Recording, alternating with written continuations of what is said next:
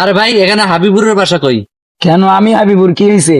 ও আপনি হাবিবুর, তো আপনার সংসার কিরকম চলতেছে? আরে আর করতে গরিব সাজাইবে না, একটু পাম সাম দেই নাকি? আরে সংসার তো আমার মোটামুটি সেই রকম চলতেছে। আমার প্রায় 200 বিঘার মতো মাড়ি আছে, 10 তলা একটা ফ্ল্যাট আছে, আর আমার টাকা পয়সা এগুলো কোনো অভাবে নাই। এই যে আপনি রাস্তাটা দাঁড়িয়েছেন, এটাও আমার টাকার খরচ। ও আচ্ছা।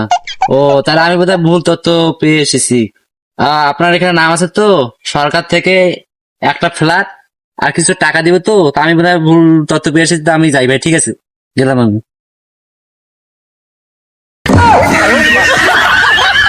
আর মুই কি করলু বে?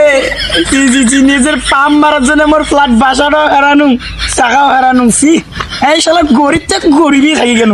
কথা আছে না, কুকুরের পাটা কোনোদিন ঘি হজম হয় না, ওই রকম হল মোর অবস্থা। রে ইচ্ছা